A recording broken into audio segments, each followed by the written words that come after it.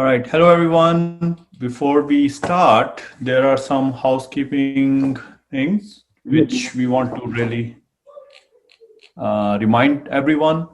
Please mute your mics, post your questions in chat boxes, and we will be taking questions as we go ahead in this session. Or in the end, I will summarize all the questions and start asking Dr. Swaiman Singh, and we will take it from there.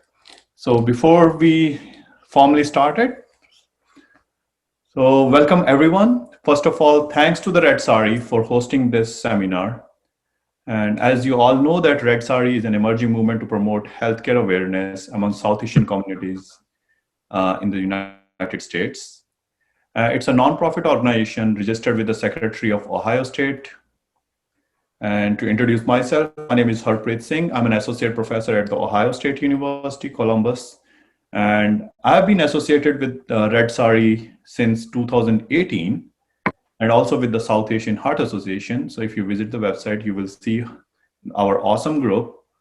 And this is a group of cardiovascular, basic, translational, clinical scientists, and our community members of South Asian origins.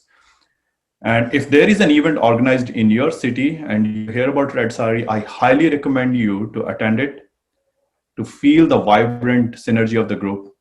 And believe me, it's a highly energized mission. You will really learn a lot of things there. All right, so that was about Red Saree. Now let's come to our speakers and the session. First of all, I want to give a small pleasant surprise to everyone. Rather than having one speaker, Dr. Swaiman Singh, we are going to have two speakers. So first I will introduce Dr. Swaiman Singh. So Dr. Singh is a cardiology fellow at the Beth Israel Medical Center, and he just got accepted for the Cardiac Catheterization Fellowship Program starting in 2021. So big congratulations from all of us. And Dr. Swaiman Singh, I know him since Philadelphia. He actually worked in my lab, and he helped us to do lots of echoes on not humans, but mice while doing his residency. And he was one of the most energetic person at that time. And you can clearly see, even now, he is running full of energy. He runs five River Heart Association with a mission to improve health in Punjab and beyond. He also hosts a TV show. It's titled, I think, Road to Medicine. He has presented in ACC, AHA, CRT, TCT, and TVT meetings. And he is going to talk about his ongoing efforts in South Asia and specifically in North India, Punjab, to improve cardiovascular health and overall health in our part of the world. While Dr. Singh will talk about his efforts, Dr. Alexis Ko will be talking about the research being carried out in these medical camps and health centers. Dr. Alexis Ko is a clinical instructor at the Robert Wood Johnson, New Jersey. He has over 90 peer-reviewed article, abstracts, and book chapters published and has given over 50 presentations so far. He's originally from Ghana, got his MD from Turkey, and he's in United States, and he's going to talk about research being carried out in North India. So really amazing team. We welcome both of you, and we are looking forward to see your amazing work. And this stage is yours. Thank you. Thank you so much, Dr. Singh. You've always been a great mentor. You're still a mentor. Whenever I have a question, always a person I can go to for help. It's definitely been a long road since working with you in Philadelphia. Doing those echoes on mice was definitely fun. But through that time, you've taught me a lot, how to present, how to do research, and it's kind of a coincidence that my echo board exam is tomorrow, but I'm still giving this talk. It kind of shows my respect to you and my love to you. Thank you to Red Saree for hosting us. It's a privilege. It's an honor to be here. Before I start, I do want to make everyone aware of the farmers movement that's going on in India right now. I'm not going to talk about it, but I just want to let you guys know that Five Rivers Heart Association does stand with solidarity with those farmers. And I hope you guys can take some time out of your busy schedule to read about that as well. Those are the backbone of the world, not just India. And I think we should all support them in whichever way we can. So just getting on with today's presentation.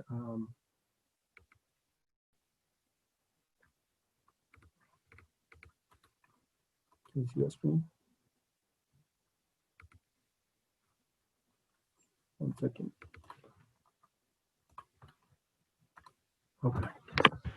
So basically, Five Rivers Heart Association, how this all started was when I decided that I was going to be a doctor. I always took the time out to go back to my village and just talk to the people. And I realized from my interactions that there was something there, that there was a need. There was need for doctors. There was need for healthcare workers. There was a need for role models. As soon as I was a first-year medical student, I went back and I always made an effort to help and kind of give back whatever I can. Whether it was just checking blood pressure, to now being a cardiology fellow, being able to hold medical camps. But once I did become a cardiology fellow, one thing I realized was, I wanted to actually know if I was needed there. That's a big thing, because you don't want to do something, keep going back, spending your vacations, working if you're not needed. So I think that's when Five Rivers Heart Association came into play with me and Alexis as co-founders. Basically, we wanted to see if there was a need for what we were doing. Is there a need for American doctors to go back and work in the field? Basically, trying to establish a need and seeing if there was a need. And that's when we went back and held medical camps and started collecting data. And we got to a point where we realized that there was a need. And before we could go forward and do anything else, we wanted, we established that first in our area, where I was from, around Amritsar, and then holding camps throughout Punjab. We kind of established that it's a great need all across the state. This was the year where we were supposed to hold 16 medical camps. Goal was to see over 50,000 people in those camps and collect more data. But sadly, because of the Corona pandemic, we weren't able to carry out our medical camps as planned. But we were still able to give out medication, see patients individually. But again, we weren't able to carry out the camps throughout Punjab. Again, the goal was still to see if there was a need. I mean, we through the patients we have already seen, we definitely have established a need, but it was just kind of cementing that was the goal this time. Again, the big things we found on the ground were, as a cardiologist, I always thought, my goal was to be a cardiologist, to always, go back and, maybe help out with, PCIs and things like that sort. But when I, actually worked on the ground, and what I realized was, that's not really, what's needed. They don't need, interventional cardiologist on the ground. It's more of, take care of the diabetes, take care of the hypertension. So that's what, what we found in our camps was the struggles in India are not, what we thought it would be, but it's very basic and it's very treatable diseases like hypertension and diabetes. And one thing, I can share with you that, when you do something of the sorts that we're doing, spending our time, our vacation time, doing moonlighting to put in money to our organizations, because we never held a official fundraiser, except, we collected some money through Facebook and Fundly this time around. But prior to this, we never did a fundraiser, and it was all through our moonlighting efforts. And some of the, if somebody wanted to do something of the sort that we're doing, and I would just tell you, it's definitely not easy. It's time consuming. You have to come up with resources, not just funding for the, money, but also resources on ground, because, there's a lot of challenges that you'll face going on the ground to a different country, a different mindset of people, different level of education. So, establishing that trust amongst the people there that, hey, you're there for them. What you're trying to do is basically help them, and that's definitely can be something really hard if you don't belong to a certain country where you're trying to work or don't know the people. So that's why the first few years is basically figuring things out, communicating with the locals. It's not that you're there to help people, it's sometimes there to learn from people. And I think that's what we have done is, we've gone to the ground, we've tried to learn from the people and make them kind of ask for help and say, hey, I think we think we need you. And I think we're at that situation where people realize our worth, they realize why we come, and they respect what we do, and they keep asking us to come back. And that's what motivates us to go, keep going back. When I get flooded with WhatsApp messages, get flooded with messages from India all the time, hey, can you help? Even in this Corona crisis, I literally have to turn off my phone sometimes because I do get a lot of calls from India, a lot of messages, people, how do I, do this? How do we, I'm in this situation, what do I go, doing forward?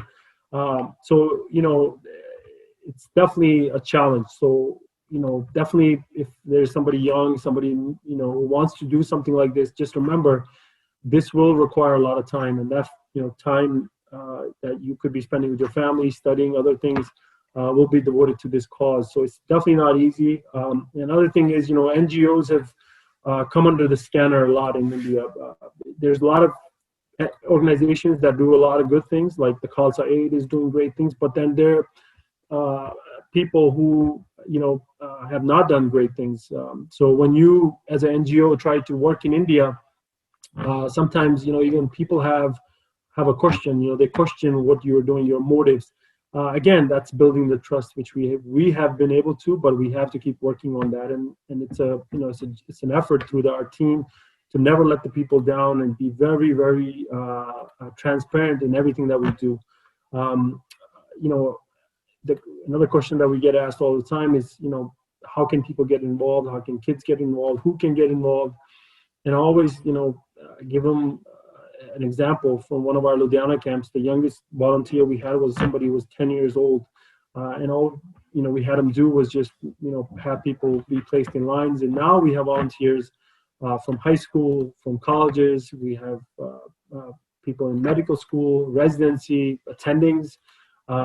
So basically, there's no wrong time to start, and we always try to give the right challenge to the person, so to kind of help him in his career as well, that he can use for his, if he's a high schooler on his college application, if it's a college student on his med school application, if it's somebody in residency or fellowship, we'll try to involve them in our research alongside as well. And if it's an attending, it's like a mentorship, for us and for everybody kind of down in the organization. So we definitely urge everybody, to get involved in what we're doing. But the big thing is, our future, where we're trying to head. We see this is not something we signed up for. Doing medical camps and, is not something where, why I became a doctor. And many studies will show you that sometimes these medical camps do undermine the local healthcare system as well. It takes away, some of the stuff that they're doing, and it kind of undermines their work. And our goal was never to do that. That's why we made a great effort to work with universities in Punjab. We always reach out to the local hospitals, local doctors, and try to get them involved into our plan as well, because we see that when we do a medical camp, we answer a lot of questions, but we also leave a lot behind. So we need those local doctors to sometimes support us and follow up with the patients, and even help with collecting of the data. So the short term was, like I said, just to establish a need, which we did. Plans going forward, basically, we want to establish a clinic, a hospital in Punjab, basically a model with a school. And the reason I say school is, our motto is education and healthcare for everyone. And it's not just any healthcare and education, the best available education and healthcare. Listen, we understand that not everybody in the world can get a TAVR, a heart transplant, but everybody in the world should be able to get a metformin. So when we see that people in India, and certain other countries around the world are not able to get even the metformin or amlodipine, that's a crime in our mind. So our first goal is to make sure that we are able to deliver. First, we have to tell the local governments, like, hey, there's a need, which we have. Get them involved into our planning, which we did. Like, we had the state government involved throughout our things this time around. We had the health minister in Punjab. We were in contact with our local hospitals, and in the future, same thing. Having those, the government involved in what we do. And the big reason for the clinic is, now that we established the need, a step going forward is, taking care of patients long term, following up with those patients long term. Like I said, our goal is not, just going in, diagnosing, and getting out. Now it's become going in, diagnosing, teaching, taking care, and following up. And that's one of the reasons why I do the medical show that I do on the side, is to kind of teach about different hypertension in the local language, so that people will learn from can know what's the problem. Because many times in India, one doctor can be seeing 100 patients a day, and they don't have the time to teach a patient what is diabetes. And imagine a literate person now being told that you have diabetes, you have to take these 5 medications, and do you think they will take those medications? Probably not. And that's what when the education comes in. You cannot work with a population that you cannot relate to. And I think education is something that you have to deliver. You have to, everybody, it's a birthright. So our goal is, the education that we're receiving in America, or as a privileged person in India, everybody, every poor person, every middle class, every person from a lower class family should have the same availability to education. And our hope is to establish a clinic, a hospital with a school, so those kids that go to those schools can take care of their parents who might be diagnosed with diabetes and hypertension. So that's along with the pharmacy. And we hope to do that within about 2 years. Again, like you said, everything that we do, a lot of it's self-funded. So as we progress through our career, me, Alexis, from residents to fellows, then to attendings, we hope to take some of that money that we earn and put it into that cause. So that's where we are at this time. And our basic science research that we do a lot of research, and the research we do is to, again, we're not there to treat diabetes. We're not there to treat just hypertension. Yes, we're doing that now, but our cause is to end diabetes, and our cause is to end hypertension. And you can treat it with metformin, or you can go to the basic level. The answer is in the DNA. The answer is in the forest in Punjab, the trees in Punjab. So it's a must that we must do research. We must find reasons why things are happening the way they are. And that's where we are. That's the main reason why we have kind of tagged along research into our whole our work. To further talk about this research and what we do as far as our plans, future plans, and just to note, it's not just in India that we're looking for our organization.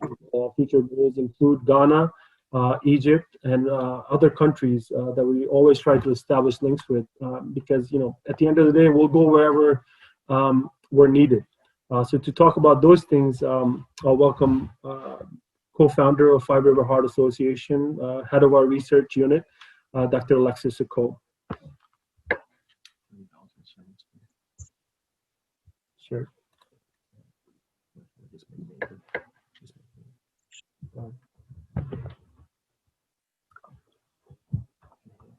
Let me just use this. Okay.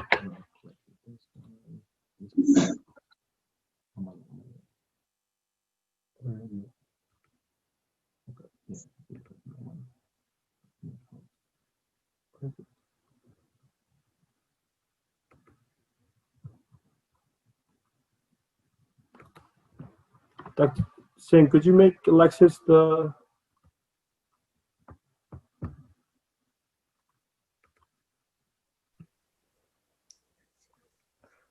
You want Dr. Kaur to be co-host? Yes. Sakti? Uh, Dr. Ko, I don't. Okay, I do see you.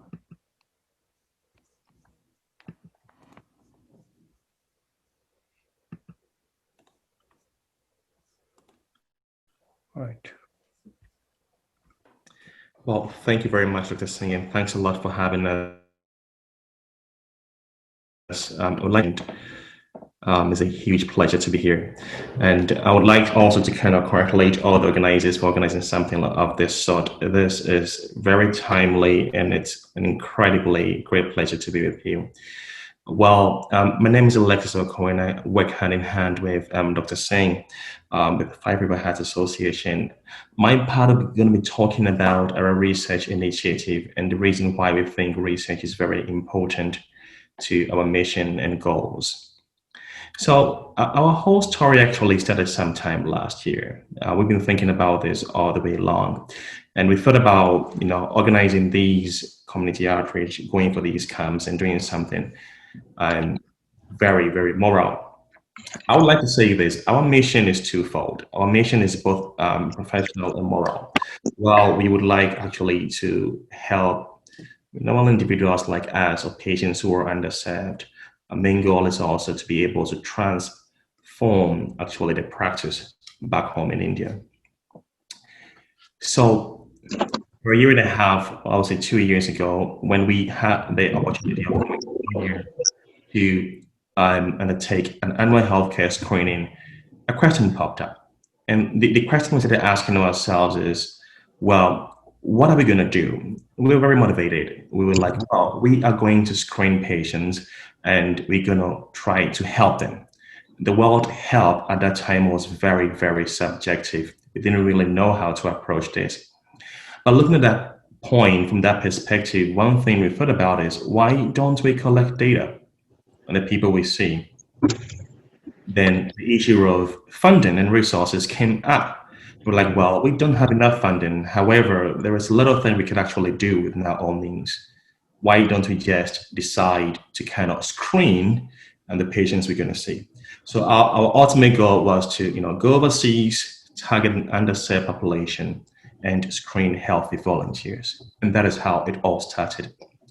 From a data collection standpoint, since we did not have enough funding, we primarily just aimed at just collecting the little data with the few resources we had. So we went into the field, and one of the things we actually do was we basically recorded the blood pressure, the body mass index, how heavy each and every one of the patients who actually came there were. And we're like, well, let's take a screenshot and see what we could do. So at that time, we decided to create a database, and we just basically took the demographics of all these patients and also collected some data on that, on their epidemiological characteristics. A year and a half ago, the only resource available to us was the iWatch, and we thought about, can we use this iWatch actually to screen for possible arrhythmias? And what we found was pretty interesting, and I would like to share that with you. So we're pretty fortunate. We ended up actually seeing about 5,500 patients, which is a pretty huge number. And today we can only talk about 5,500 because the day we set out to go to India, at one point in time, we thought we have to collect numbers. We have to keep track. We have to document everything that we're doing. And that is how we're able to confidently sit here today and say that we screened 5,500 patients. Now, we documented all data on all these 5,500 patients, and starting with the demographics, what we found was about 53 years old. Now, if you look at the standard deviation of 15, somewhere younger and somewhere above this, but you're talking about adults that were screened. Most of them were females, about half of them, which is pretty promising because if you do look at some parts of the United States in underserved communities, females are more likely to, seek for medical attention, while males are less likely. The proportion of 53% females and 47% of males was pretty promising in that underserved community. this was an eye-opener, which tells us that if we decide to do an intervention, we are more likely actually to reach both genders, both males and females, because 53 and 47 is pretty equal, unlike what we usually see in our common practice where you have predominantly females. Now, I would say this is the most important slide of the day. If we don't take anything out of it, part of our mission, this is what actually struck me so hard. Now, after looking at 5,500 patients, as I said earlier, we did not have enough funding. So the only thing we could do was measure the blood pressure of the patients that came over there. And since the blood pressure tool, the sphygmomanometer, is a very easy accessible tool, that is one thing we could do. Now, if you define hypertension as a blood pressure greater than 140 at that time, currently we define it as a greater than 120, 87% of the patients who presented to these camps were hypertensive. And that is extremely striking. Well, you see, we're talking about 5,500 patients. So out of these patients, 4,785 had uncontrolled blood pressure. Now, of these patients, only 10% were on medications. Now, we managed to kind of ask questions about how many of you guys have a cardiologist, how many of you guys have seen a physician before. And what we saw is 67% actually had no idea of what a cardiologist was. And this is where the story begins. So after clearly looking at these numbers, we actually had sleepless nights, day and night, and we kept on saying to ourselves, listen, there is a problem, and we have to address this problem. So with just this basic data that we collected from the field, we were able to strongly identify a problem. Now, part of the mission was to use the iWatch as a screening tool, as I said earlier on. So we did use the iWatch in screening patients, trying to detect atrial fibrillation, which is a little bit, beyond the basic cardiovascular risk factors like diabetes and hypertension. What we wish we had done was also to document the blood sugar so that we could actually diagnose diabetes. But as I said, we didn't have funding at that time. With the little that we did, we were able to present these findings at last year's meeting at the American Heart Association in Philadelphia. And that is how we titled it, Expecting the Unexpected Beyond Borders. iWatch is a global screening tool for dyslipidemia in the developing world. I intentionally left out the details of this and just focused on the highlights. Now, after we published this in the abstract, we realized that, in our own opinion, this was interesting, but let's look at what happened. The media actually caught it up. So the media saw this, and the media also found this incredibly important as well. So this is also published in the newsletters that iWatch shows promise as screening tool in NSF communities. So with these two highlights, it tells us one thing, and Timon and I actually use to discuss every single day. And what we said is, I think there is a problem. And the reason why we believe there is a problem is because what we thought is a problem is something that the whole world, or a lot of people we've never even spoken to, also agree there is a problem. So with these two lived experiences, we decided to organize a huge camp sometime this year, which is unfortunately, we couldn't do that because of the COVID-19 pandemic. Now, this time around, we wanted to go in full force. We started actually asking for funding because we really wanted to create a prospective database where we could actually follow these patients. With the previous experience, what we believed we did was we were able to establish that trust between our colleagues and the people, actually the natives living in the communities we visited. So we set up all these camps, 13 camps, and this is what we plan to do. What we plan to do in terms of databases is to create a prospective registry. And that prospective registry, we wanted to capture the demographics and all details of patients we saw. Our goal this time was to screen 15,000 patients, at least 3 times what we did the previous year.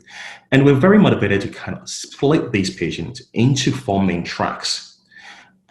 Primarily, we were focused on identifying a track called a hypertension track, where patients who believe they were healthy but were diagnosed as hypertensive.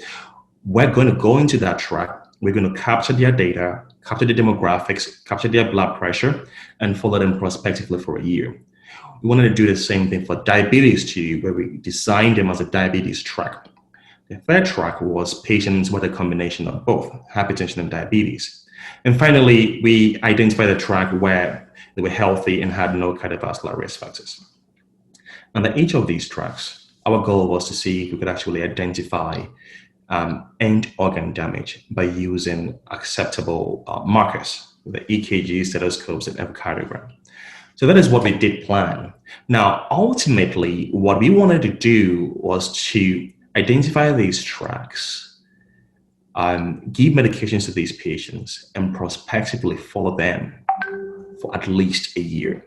And we believe that by collecting this data and following these patients for at least a year, there's a lot of lessons to be learned from this little initiative. So I will end my talk here, and I do hope, and I'm very, very grateful for this opportunity once again, I do hope the little that I've shared about our research initiative can actually be transformative to people listening to us and people who would like to join us too. I would like to take this opportunity to thank the organizers, and it's a great pleasure to be here once again. Thank you very much. Just one thing that I missed in our talk was, when we do establish our clinic, one of the big things that we were looking to do is, since we work with University Hospital in India, our goal is to be tied up to a university hospital in United States, where we're able to take residents, fellows to India as part of like a way rotation, and bring nurses, medical students, and residents from India to here. I think that can help establish trust. It can also help teach people and for us to learn. Also, it helps us to share our guidelines with people in India. One thing, if you've been reading the news, there's a big time cricketer who recently died, and one thing that comes to mind is there's a huge need for guidelines. When you work on ground, which we do, you see that there is no guidelines. So I think that's a huge need, and one of the things we look to do in a very recent future is to work with the residency program here. And one thing also want to note down, one of the yes, we do everything that we do because we want to help, but we have to realize that we are also part of the problem. A lot of us who were educated in India or foreign countries, we made a choice, for opportunity to come to the United States. We took the resources that were provided in that nation, and then we basically left, right? So we are part of if there's a huge lack of doctors in India, it's because a lot of those came to the United States, Canada, and other countries. So, there was a recent article where, 99% of the people, medical students at Ames, come to the United States. That's the best medical school in India. And you're telling me all those doctors are coming to America. Yes, for good opportunity, but I think we have to realize that, we are part of the problem, and we have to be part of the solution as well. So I'm not saying we should all go back and work, but hey, maybe you can help support somebody there. Maybe you can, get connected with the local health department, help with something. Maybe paying a kid to go to medical school or paying a kid through college, but basically giving back, and not worsening the problem in the home country. So we're open to questions. If anybody has any. All right. So that was a wonderful talks by Dr. Ko and Dr. Singh. So there are questions. So I'm actually following screens on Facebook as well as here on Zoom. So I will take one question at a time and let you guys answer them. First one is, what are the major challenges you guys faced in organizing such initiatives? Yeah, I can start that. I mean, so, one thing why we started in India and not Ghana or Egypt or somewhere else is because I was, being from there, Again, Dr. Singh probably knows about this, but family links. Great grandfather established the clinic where I go work now, in like 40s, right? And he was the one who made the first female school in our area. So basically following my great grandfather's leads, it kind of helped me kind of connect with the people, right? So you need something on the ground, people you can connect with, and trust me, it's not easy. So the biggest issue is finding ways to connect with people. Like, okay, you're a doctor, yeah, people want to see you, okay, but say, how do you invite people? Like, how do you earn their trust? Okay, I'm a doctor in America, I actually know something. So one thing is that, and then secondly, getting the health, the local health department involved, because they're already overwhelmed, right? If you look at the health department in, so if you look at Indian health, we're saying, oh, they're already overwhelmed. So imagine now an American doctor wants to hold camps, where there's going to be 100 doctors who will be coming in from, India and all across India to, help out, and the help of the locals as well. And you can just imagine what their reaction would be like, oh no, we're good enough, right? So that's, you have to earn their trust and get them on board, because you realize that when you're done with them, the patients, they need a follow-up. So the only way you can have that follow-up is if you establish, hands-on with the local department, which we had to this time as well. So, earning the trust of the people there, establishing, hands-on care with the local department. Those are the early challenges. I mean, monetary stuff is, different. That's everybody's kind of thing. That definitely comes into play when we do, because we, moonlight, again, like I said, for our money. That's another challenge, but big challenge. I would say money is not everything. It's more of this, going there and talking to the district commissioners, talking to the CMOs. They're really excited, they're really helpful, but trust me, they're overwhelmed. I think for our aspect is that. Then when it comes to the research aspect is, designing a play. Alexis might want to talk about this as well. Going to the pharmaceutical companies here, we I don't want to give any names, but we had conversations with multiple companies, sat down with companies, so spent hours and hours of time trying to tell them about our research. Like, this is what we want to do. Hey, let's give these patients SGLT2 inhibitors, the new drug on the market. Let's see how over 1 year follow-up, how these patients do, because a lot of these drug, the research that you read about are on Caucasians, right? One or two African Americans are in this study, but what about the Indians? How do you know that metformin works for the Indian population as well, or SGLT2 inhibitors, or all these new drugs that are on the market, if they work as good for the the Indian Asian population? So we want to do that. We want to be able to start a research initiative as well, and that's another challenge. Again, that's why we collected the data. We presented AHA, whatever we had to show these companies and people who are sitting in big institutions, like, hey, we're able to do this. Let's kind of take it forward. So there are definitely challenges. These are some of them. Maybe Alexis, you want to put it, give you a perspective. Yeah, absolutely. I think there is one question Perla would like to take. What was the protocol? Let me take it this way.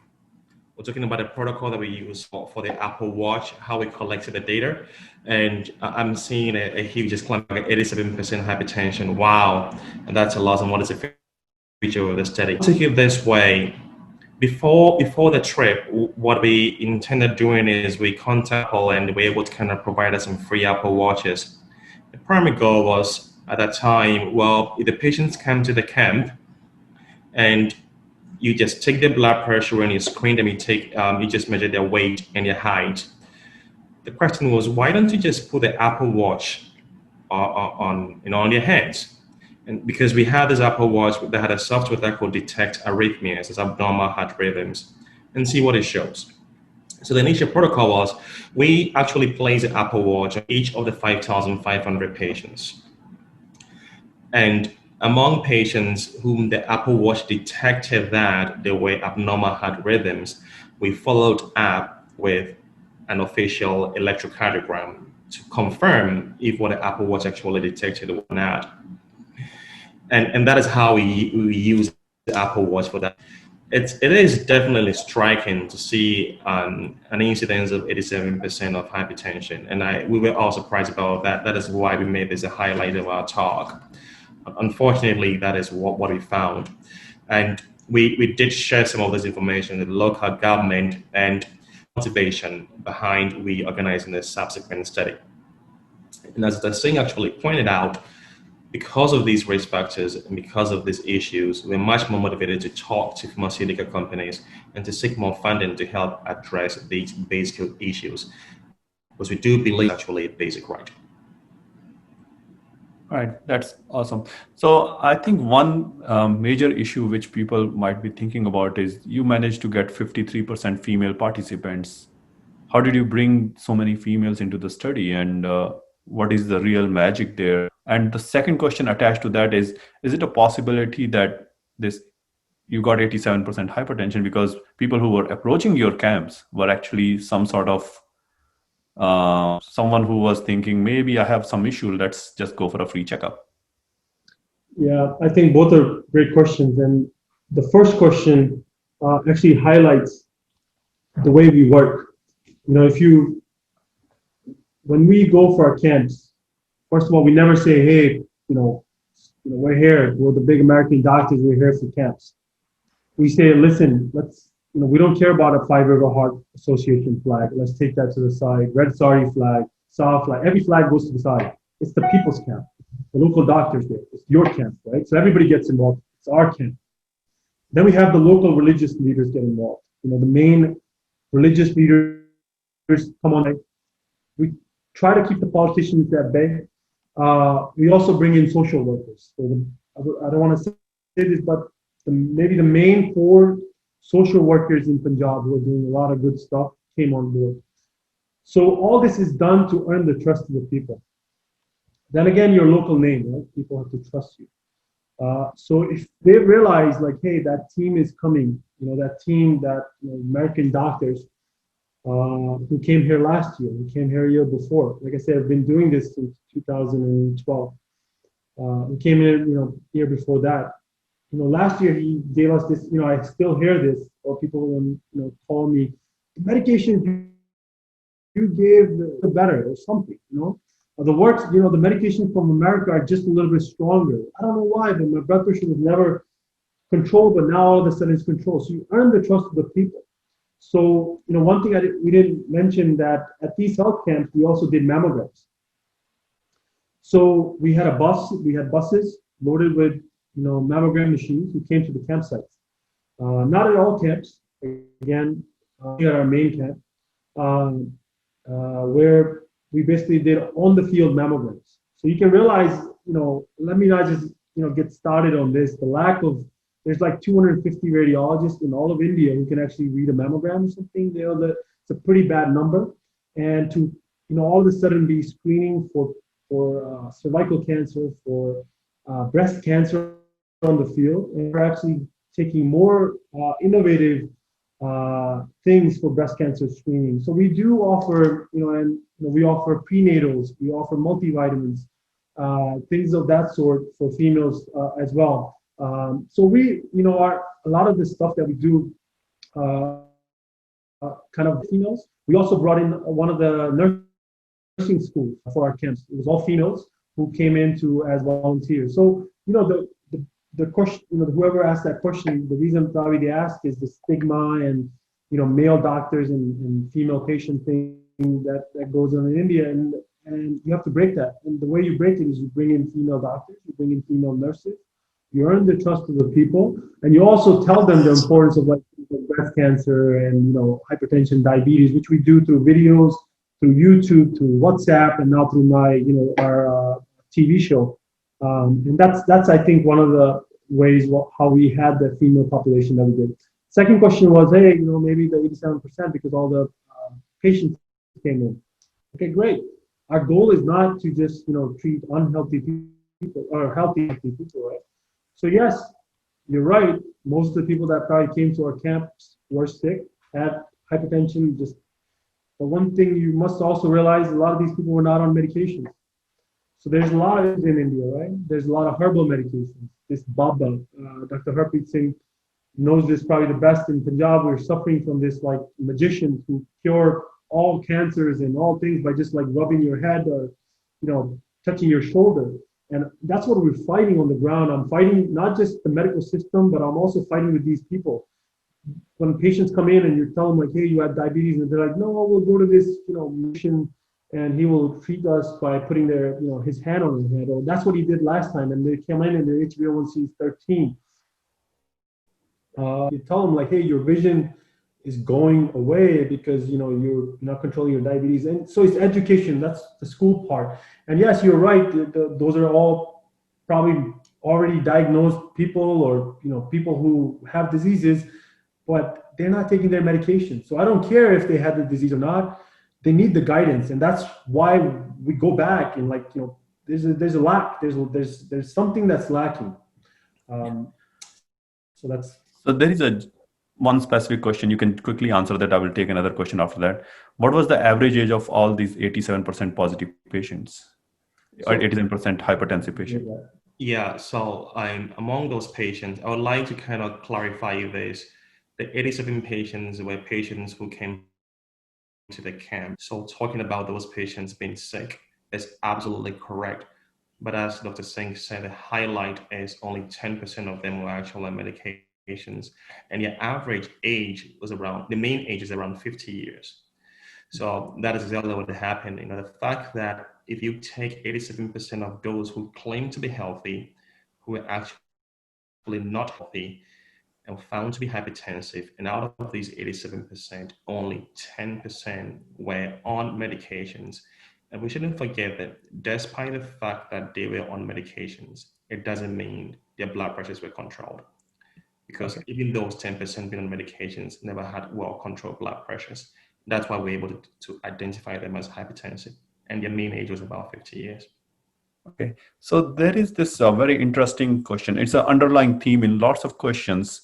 If number one, how many camps you actually have organized and how many physicians were involved? Number two, if they want to replicate some of your efforts in some other place, what would be your advice? Can you combine answer for these two questions together? Yeah, I think so far the first year's camps where our goal was, as far as doctors and nurses, we were close to doctors, nurses. I wouldn't say physician assistants, but not nursing assistants, like these pharmacists that work as local workers in villages, was close to 100.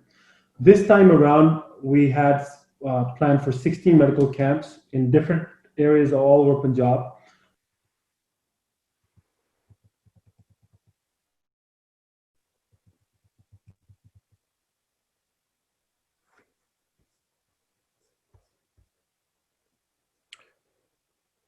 Swaiman, I think I cannot hear you. I don't know about others. So can you just make sure you're not muted or? Now it's okay. Did you? Yeah. Okay. So again,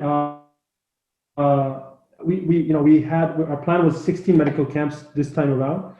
Close to 100 doctors. 38 were from the United States.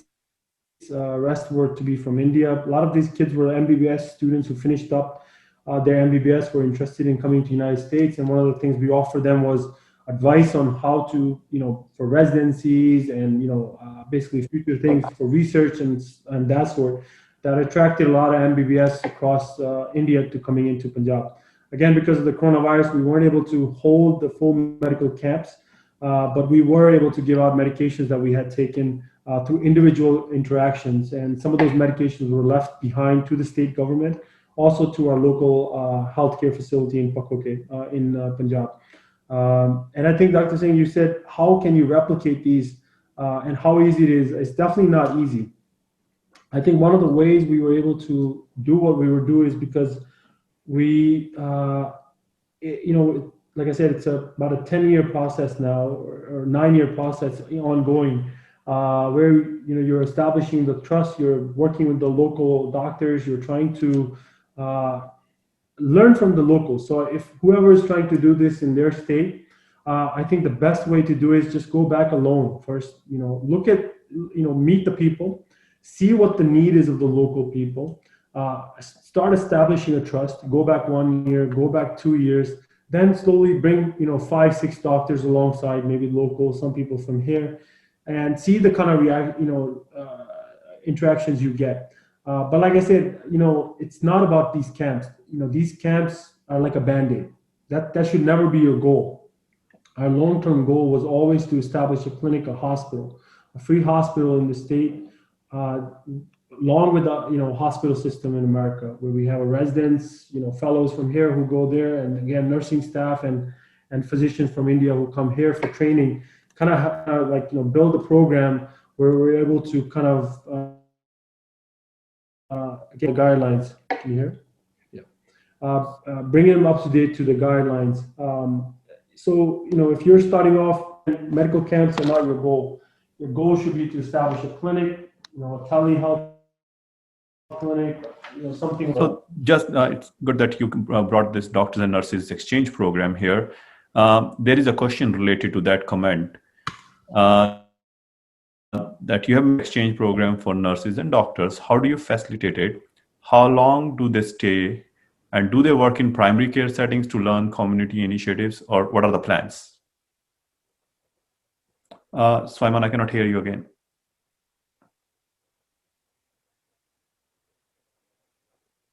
No. Let me see if you're muted for some reason. No, you're not muted. Try from Dr. Ko's laptop. Maybe that's a possibility for you.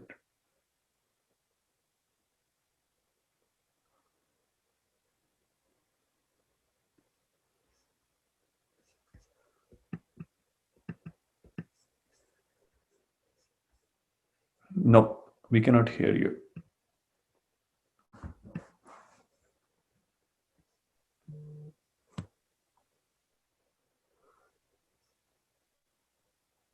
No, there is some issue here. Let me see. Dr. Ko is actually.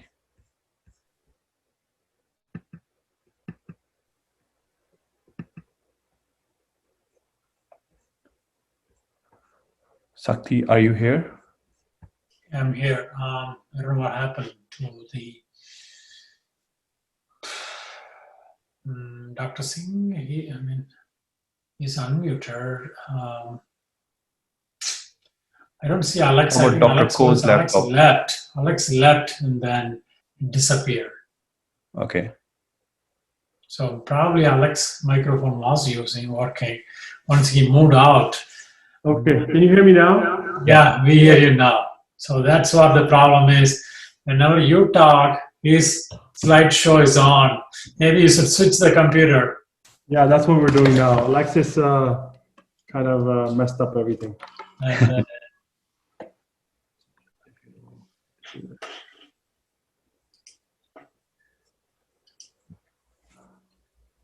So we were talking about the exchange program and what are the plans. And then there is another question after that, which is on Facebook. And I'm going to... As you know, Dr. Singh, at Drexel, we had a program, right, with, I think, one of the medical schools from China. And I think same thing we have at Robert Wood Johnson. We have another medical school there where we bring in nurses from that, from there. So my thing was kind of on the similar lines. There's a lot of, I think Temple has a program somewhere in Africa. So it's definitely there. And one of the things we wanted to do was basically, first build a clinic in India, which we're on our way of doing. Start establishing research, start establishing data, which we are, again, doing. Present, have doctors involved from there and here, a university hospital, they're involved, which we're doing.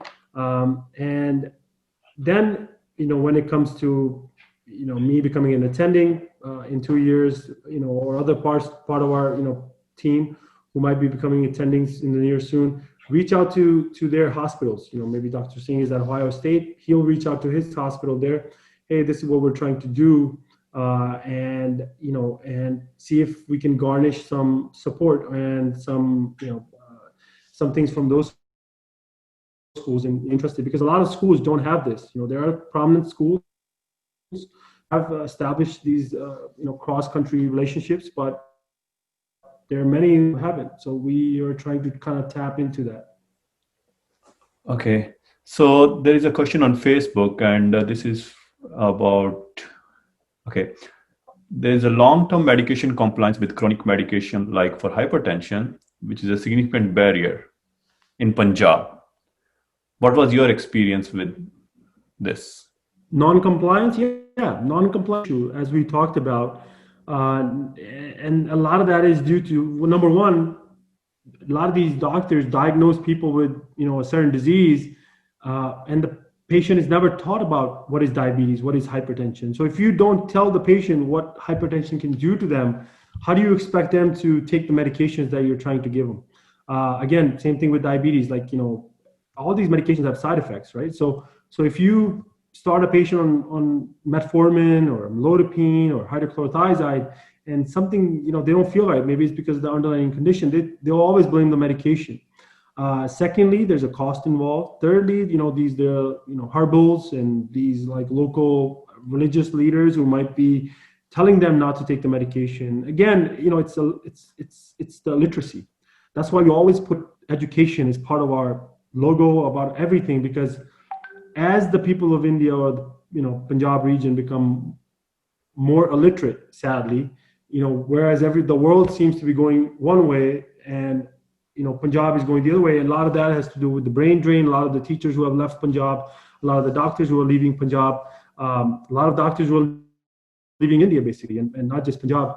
And so, you have to educate the people that you're treating. And I think it's not their fault that they're non-compliant. There's a bigger problem. Okay, Swaiman, can you please put the slide on where you have details about your association? Because someone asked me that they missed the to join, and that would be good. And if there are any more questions, this is the time. Please ask. If not, let us. Can you put the slide on, Swaiman, please? Yeah, about to. It's basically join5heart@gmail is the Dr. Singh, I'm sorry for these challenges. We're not used to this. We're not used to.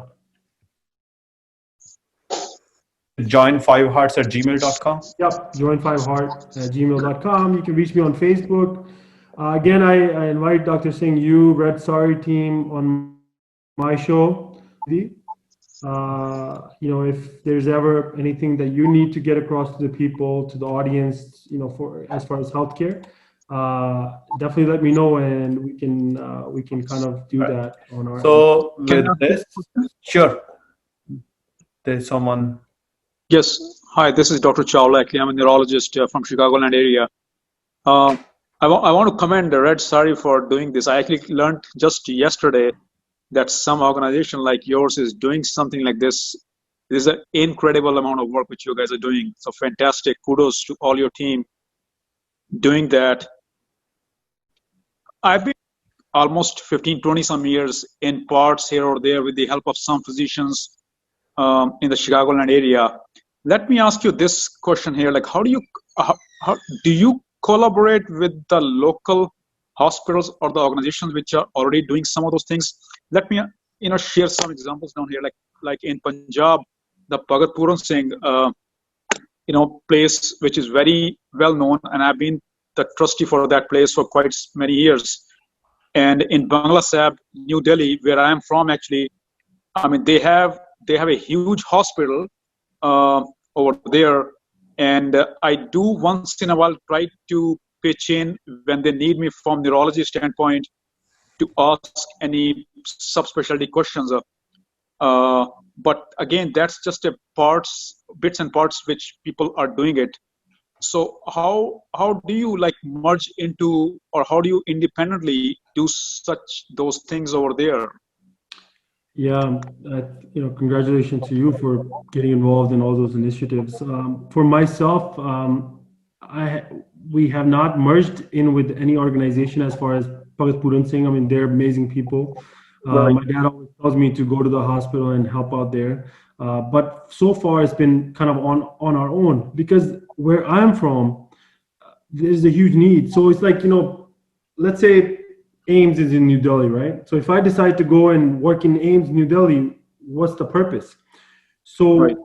the thing is, where I am from, there's a huge need. So how can I leave those people who are calling me and telling me to do this? And if I go go work at Bhagat Puran Singh, hospital, or Beas hospital, or Delhi Chandigarh hospital, then that vulnerable population kind of doesn't really get the care that they need. So our goal has always been to go to villages across Punjab where there's no hospital, there's no clinic, there's really not much there. That's what we've been doing. We've kind of like tagged along with this time Baba Seva Singh from Khadur Sahib, Sichewal organization from close to Nakodar. Again, both of these guys, do a fantastic job with social work, but trying to tag along with them for our medical work. Again, it's us building the team and kind of taking in there instead of asking them for help and helping us get doctors. Second thing is, as far as the local, we've always been, our biggest effort is to go to the local district commissioner, DC, trying to see if we can get any local support from him, trying to get local doctors. I can tell you it's not easy. That part is not, they're not really kind of, especially the doctors sometimes are not so enthusiastic, because that's what they do every day, right? They're like, what are we doing? You coming from America, trying to see patients, trying to help is not, that's not fun for them. That's something they're doing every day, right? So it's you have to bring your own team, I feel like, and involve them, motivate them. Again, research is the best way, right? Getting them involved into research, telling them like, hey, you can do this research with us, you can be part of this paper, and then maybe you can come to AHA next year in America, and again, that you're giving something back, and you're again, it's not easy. It's definitely not easy. But we're always open to working with other people, other organizations, because we don't care about a flag. We don't care about this 5 River thing. We can throw that. We don't even need to put that on a logo. You can put your logo on top and say, hey, this is, our work. Our thing is to go and help, because we're part of the problem and we don't want to be part of it. That's really fantastic. I really appreciate you folks all doing that thing. In case you need anybody from neurology on your team, you can count me in. I don't know how to pass on my number to you, but I'm more than willing to be involved. So in case you need. Always. Thank you so much. Yes, we'll connect through Dr. Singh. And like I said, thank you. I appreciate that. All right. Swaiman, there is this question. So even I saw all the news articles and videos where you're donating lots of medication because of COVID. You could not give them to patients. And last year, you actually gave lots of medication to patients. So there is a question here. Where did you get the funding from? So, like I said, we moonlight. We have been moonlighting a lot whenever we can. So moonlight pays a lot of it. My dad helps some of it. And then, between me and Alexis, moonlighting, we go to pharmaceuticals, we go to companies that, NGOs basically, that, say, okay, we can pay a part of the medication. So that's one of the things we've been able to establish is like this, bridge with some of these NGOs that, take up some of the cost for the medications. So it's basically, I guess, a triple, like, us, them, kind of put it all together kind of initiative. All right. So if there are no more questions, I'm just checking Facebook. Yeah. So there are no more questions here. And no funding though. Just for the point of the funding, we did last year was this year was the first year we did do funding on Facebook. We gathered around 5,000, and then we did it on Fundly. We gathered around 4,000 something on there. And this was the first year. It was definitely hard because we're not used to asking money and we don't know how to ask for money. But we did, realizing the difference we were making on the ground and realizing which way we were headed. Sadly, because it didn't pan out, but we definitely did have big goals going into this year, along with your organization, Dr. Singh, South Asian Heart Association. Okay. All right. So I think there are no more questions on both platforms. And with this, we all would like to thank you and Dr. Ko for this beautiful initiative and a wonderful talk. And actually, I think we really got impressed with all the data, and actually it was surprising for, I think, everyone that 87% of your patients turned out to be hypertensive, and we are looking forward to more of your work being published, specifically on diabetes and other cardiovascular related diseases. And there are some suggestions still coming through that you can contact UNICEF to expand your projects and continue efforts in Punjab. And you have already shared your email. I strongly encourage everyone, if you have more questions, please contact Dr. Swaiman Singh or Dr. Ko, or you can just send me an email. Even I will be happy to forward your queries to Dr. Swaiman Singh and Dr. Ko. And also, once again, thank you very much for this wonderful initiative. And Swaiman has shared his number on chat box. So if you are interested, please contact him directly. With this, we thank everyone for attending at late at 9 p.m. And that's it from our side. Good night. Thank you. Thank you, Dr. Singh. Thank you, everyone, for calling. Yep.